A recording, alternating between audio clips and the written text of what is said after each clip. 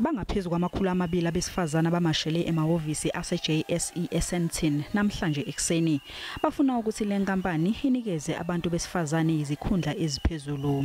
South Africa as a country, when you look at it as a business, we as the women of this country are 52% shareholders, and therefore we are a majority. We are saying there must be in-service training in various areas for the promotion of women. Northern Cape ANC Women's League imashele esikhungweni i-Economic Development Agency eKimberley iyothumela uhlu lwezikhalo. Most of the time, the people that are getting the opportunity are the male one. So we want us to get our rights, also to get the opportunity on the economy. eLimpopo abesifazane nakhona bamashele emahhovisi e-Economic Development Agency ePulukwane.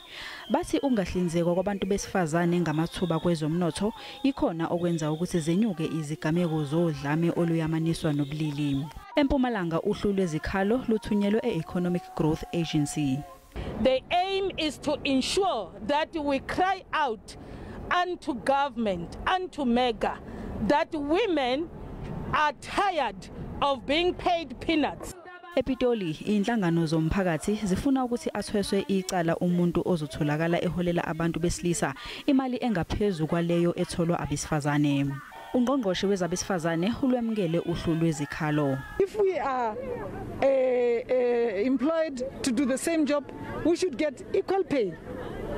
When President says to all of us from the municipality, set aside 40% of that which you use for procurement for women.